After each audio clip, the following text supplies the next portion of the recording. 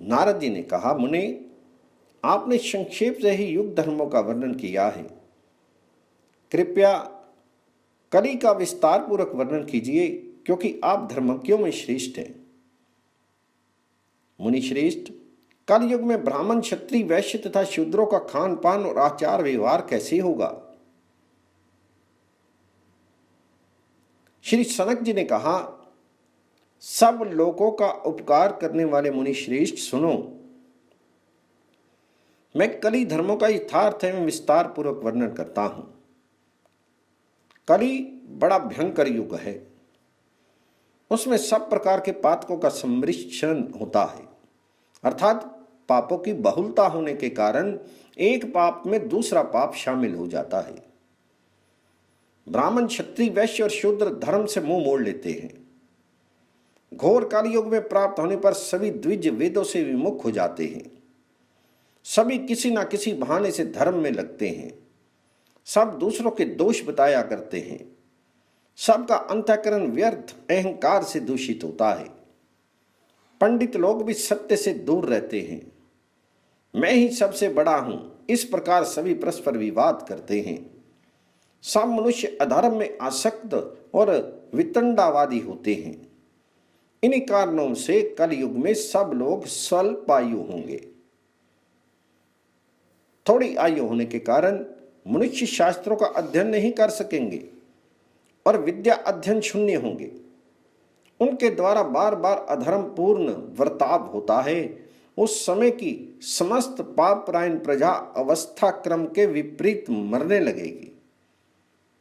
ब्राह्मण आदि सभी वर्णों के लोगों में परस्पर संकरता आ जाएगी। मूढ़ मनुष्य काम क्रोध के वशीभूत होकर व्यर्थ के संताप से पीड़ित होंगे। कलयुग में सब वर्णों के लोग शूद्र के समान हो जाएंगे। उत्तम नीच हो जाएंगे और नीच उत्तम हो जाएंगे। शासकगण केवल धन संग्रह में लग जाएंगे और अन्यायपूर्ण वर्ताव करेंगे। वे अधिक कर लगाकर प्रजा को पीड़ा देंगे। द्विज लोग शूद्रों के मुर्दे ढोने लगेंगे और पति अपनी धर्म पत्नियों के होते हुए भी व्यभिचार में फंसकर पराई स्त्रियों में संगमन करेंगे। पुत्र पिता से और सारी स्त्रियां पति से द्वेष करेंगी। सब लोग पर स्त्री लंपट और पराय धन में आसक्त हो जाएंगे। मछली के मांस से जीवन निर्वाह करेंगे और बकरी तथा भेड़ का भी दूध दूहेंगे। घोर कलयुग में सब मनुष्य पाप परायण हो जाएंगे। सभी लोग श्रेष्ठ पुरुषों में दोष देखेंगे और उनका उपहास करेंगे। नदियों के तट पर भी कुदाल से खोदकर अनाज बोएंगे। पृथ्वी फलहीन हो जाएगी। बीज और फूल भी नष्ट हो जाएंगे। युवतियां प्रायः वैश्याओं के लावण्य और स्वभाव को अपने लिए आदर्श मानकर उसकी अभिलाषा करेंगी। ब्राह्मण धर्म बेचने वाले होंगे। स्त्रियां अपना शीर बेचेंगी, अर्थात वैश्यावृत्ति करेंगी तथा दूसरे द्विज वेदों का विक्रय करने वाले और शूद्रों के से आचरण में तत्पर होंगे। लोग श्रेष्ठ पुरुषों और विधवाओं के भी धन चुरा लेंगे। ब्राह्मण धन के लिए लालची होकर व्रतों का पालन नहीं करेंगे। लोग व्यर्थ के वाद विवाद में फंसकर धर्म का आचरण छोड़ बैठेंगे। द्विज लोग केवल दंभ के लिए पितरों का श्राद्ध आदि कार्य करेंगे। नीच मनुष्य अपात्रों को ही दान देंगे और केवल दूध के लोभ से गौओं से प्रेम करेंगे। विप्रगण स्नान, शौच आदि क्रिया छोड़ देंगे। अधम द्विज असमय में मुख्य काल बिताकर संध्या आदि कर्म करेंगे। मनुष्य साधुओं तथा ब्राह्मणों की निंदा में तत्पर रहेंगे। प्रायः किसी का मन भगवान विष्णु के भजन में नहीं लगेगा। द्विज लोग यज्ञ नहीं करेंगे तथा दुष्ट राजकर्मचारी धन के लिए द्विजों को भी पीटेंगे। घोर काल युग में सब लोग दान से मुंह मोड़ लेंगे और ब्राह्मण पतितों का दिया हुआ दान भी ग्रहण कर लेंगे। कली के प्रथम पाद में भी मनुष्य भगवान विष्णु की निंदा करेंगे और युग के अंतिम भाग में तो कोई भगवान जी का नाम तक नहीं लेगा। कली में द्विज लोग शूद्रों की स्त्रियों से संगम करेंगे। विधवाओं से व्यभिचार के लिए लालायित होंगे और शूद्रों के घर की बनी हुई रसोई भोजन करेंगे। वे दोक्त सन्मार्ग का त्याग करके कुमार्ग पर चलने लगेंगे और चारों आश्रमों की निंदा करते हुए पाखंडी हो जाएंगे। शूद्र लोग द्विजों की सेवा नहीं करेंगे और पाखंड चिन्ह धारण करके वे द्विजातियों के धर्म को अपनाएंगे। गेरुआ वस्त्र पहने, जटा बढ़ाए और शरीर में भस्म रमाए शूद्र लोग झूठी युक्तियां देकर धर्म का उपदेश करेंगे। दूषित अंतःकरण वाले शूद्र सन्यासी बनेंगे। कालयुग में लोग केवल सूद से जीवन निर्वाह करने वाले होंगे। धर्महीन अधम मनुष्य पाखंडी, कापालिक एवं भिक्षु बनेंगे। शूद्र ऊंचे आसन पर बैठकर द्विजों को धर्म का उपदेश करेंगे। ये तथा और भी बहुत से पाखंड मत प्रचलित होंगे जो प्रायः वेदों की निंदा करेंगे। कली में प्रायः धर्म के विध्वंस मनुष्य गाने बजाने में कुशल तथा शूद्रों के धर्म का आश्रय लेने वाले होंगे। सबके पास थोड़ा धन होगा। प्रायः सभी व्यर्थ के चिन्ह धारण करने वाले और वृथा अहंकार से दूषित होंगे। कली के नीच मनुष्य दूसरों का धन हड़पने वाले होंगे। प्रायः सभी सदा दान लेंगे और उनका स्वभाव जगत को बुरे मार्ग पर ले जाने वाला होगा। सभी अपनी प्रशंसा और दूसरों की निंदा करने वाले होंगे। कालयुग में अधर्म ही लोगों का भाई बंधु होगा। वे सब के सब विश्वासघाती, क्रूर और दया धर्म से शून्य होंगे। घोर कलयुग में बड़ी से बड़ी आयु 16 वर्ष की होगी और 5 वर्ष की कन्या के बच्चा पैदा होगा। लोग 7 या 8 वर्ष की अवस्था में जवान कहलाएंगे। सभी अपने कर्म का त्याग करने वाले कृतघ्न तथा धर्म युक्त आजीविका को भंग करने वाले होंगे। कलयुग में द्विज प्रतिदिन भीख मांगने वाले होंगे। वे दूसरों का अपमान करेंगे और दूसरों के ही घर में रहकर प्रसन्न होंगे। इसी प्रकार दूसरों की निंदा में तत्पर तथा व्यर्थ विश्वास दिलाने वाले लोग सदा पिता, माता और पितरों की निंदा करेंगे। वाणी से धर्म की बात करेंगे किंतु उनका मन पाप में आसक्त होगा।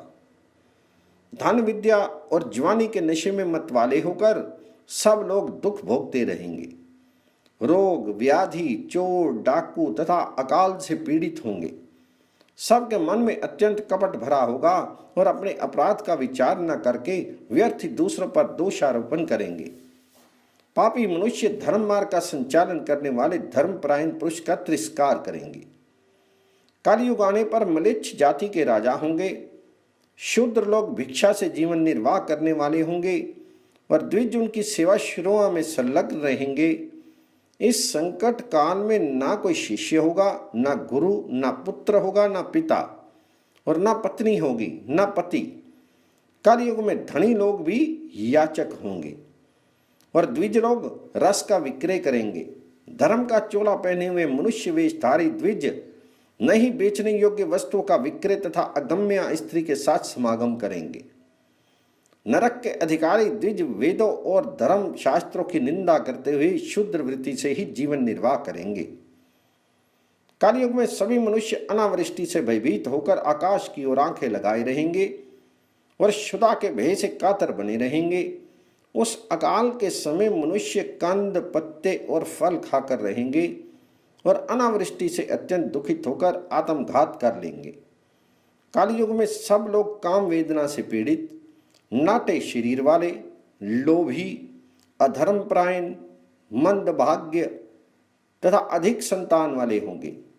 स्त्रियां अपने शरीर का ही पोषण करने वाली तथा वैश्याओं के सौंदर्य और स्वभाव को अपनाने वाली होंगी। वे पति के वचनों का अनादर करके सदा दूसरों के घर में निवास करेंगी। अच्छे कुलों की स्त्रियां भी दुराचारणी होकर सदा दुराचारियों से ही स्नेह करेंगी और अपने पुरुषों के प्रति असद व्यवहार करने वाली होंगी। चोर आदि के भय से डरे हुए लोग अपनी रक्षा के लिए काष्ठ यंत्र अर्थात काठ के मजबूत किवाड़ बनाएंगे। दुर्भिक्ष और कर की पीड़ा से अत्यंत पीड़ित हुए मनुष्य दुखी होकर गेहूं और जौ आदि अन्न से संपन्न देश में चले जाएंगे। लोग हृदय में निषिद्ध कर्म का संकल्प लेकर ऊपर से शुभ वचन बोलेंगे। अपने कार्य की सिद्धि होने तक ही लोग बंधुता सौहार्द प्रकट करेंगे। सन्यासी भी मित्र आदि के स्नेह संबंध से बंधे रहेंगे और अन्न संग्रह के लिए लोगों को चेले बनाएंगे। स्त्रियां दोनों हाथों से सिर खुजलाती हुई बड़ों की तथा पति की आज्ञा का उल्लंघन करेंगी। जिस समय द्विज पाखंडी लोगों का साथ करके पाखंडपूर्ण बातें करने वाले हो जाएंगे, उस समय कलयुग का वेग और बढ़ेगा। जब द्विज जाति की प्रजा यज्ञ और होम करना छोड़ देगी, उसी समय से बुद्धिमान पुरुषों को कलयुग की बुद्धि का अनुमान कर लेना चाहिए। नारद जी, कलयुग के बढ़ने से पाप की वृद्धि होगी और छोटे बालकों की भी मृत्यु होने लगेगी। संपूर्ण धर्मों के नष्ट हो जाने पर यह जगत श्रीहीन हो जाएगा। विप्रवर, इस प्रकार मैंने तुम्हें कली का स्वरूप बताया है। जो लोग भगवान विष्णु की भक्ति में तत्पर हैं, उन्हें यह कलयुग कभी बाधा नहीं देता। सतयुग में तपस्या को, त्रेता में भगवान जी के ध्यान को, द्वापर में यज्ञ को और कलयुग में एकमात्र दान को ही श्रेष्ठ बताया गया है। सतयुग में जो पुण्य कर्म 10 वर्षों में सिद्ध होता है, त्रेता में 1 वर्ष, द्वापर में 1 मास में और धर्म सफल होता है, और वही कलयुग में 1 दिन रात में सिद्ध हो जाता है। सतयुग में ध्यान, त्रेता में यज्ञों द्वारा यजन और द्वापर में भगवान जी का पूजन करके मनुष्य जिस फल को पाता है, उसे ही कलयुग में केवल भगवान केशव का कीर्तन करके पा लेता है। जो मनुष्य दिन रात भगवान विष्णु के नाम का कीर्तन अथवा उनकी पूजा करते हैं, उन्हें कलयुग बाधा नहीं देता है। जो मानव निष्काम तथा सकाम भाव से नमो नारायणाय का कीर्तन करते हैं, उनको कलयुग बाधा नहीं देता है। घोर कलयुग आने पर भी संपूर्ण जगत के आधार एवं परमार्थ स्वरूप भगवान विष्णु का ध्यान करने वाला कभी कष्ट नहीं पाता। अहो, संपूर्ण धर्मों से रहित भयंकर कलयुग प्राप्त होने पर जिन्होंने एक बार भी भगवान केशव का पूजन कर लिया है, वे बड़े सौभाग्यशाली हैं। कलयुग में वेदोक्त कर्मों का अनुष्ठान करते समय जो कमी पेशी रह जाती है, उस दोष के निवारण पूर्वक कर्म में पूर्णता लाने वाला यहाँ केवल भगवान जी का स्मरण ही है। जो लोग प्रतिदिन हरे केशव, गोविंद, जगन में वासुदेव इस प्रकार कीर्तन करते हैं, उन्हें कलयुग बाधा नहीं पहुंचाता। अथवा जो शिव, शंकर, रुद्र, ईश, नीलकंठ, त्रिलोचन इत्यादि महादेव जी के नामों का उच्चारण करते हैं, उन्हें भी कलयुग बाधा नहीं देता।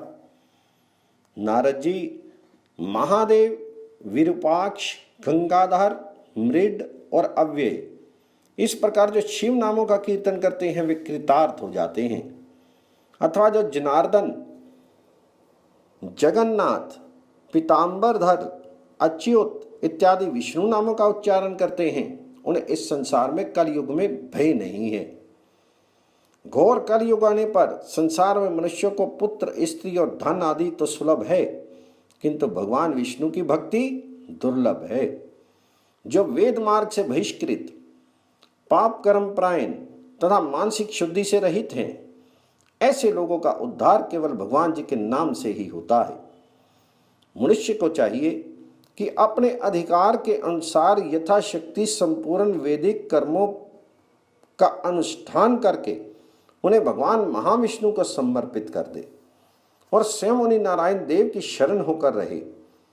परमात्मा महाविष्णु को समर्पित किए हुए कर्म उनके स्मरण मात्र से निश्चय ही पूर्ण हो जाते हैं। नारद जी, जो भगवान विष्णु के स्मरण में लगे हैं और जिनका चित्त भगवान शिव के नाम में अनुरक्त है, उनके समस्त कर्म अवश्य पूर्ण हो जाते हैं। भगवान नाम में अनुरक्त चित्त वाले पुरुषों का अहोभाग्य है, अहोभाग्य है। वे देवताओं के लिए भी पूज्य हैं। इसके अतिरिक्त अन्य अधिक बातें करने से क्या लाभ। अतः मैं संपूर्ण लोगों के हित की बात कहता हूं कि भगवान परायण मनुष्यों को कलयुग कभी बाधा नहीं दे सकता। भगवान विष्णु का नाम ही मेरा जीवन है। कलयुग में दूसरी कोई गति नहीं है, नहीं है, नहीं है।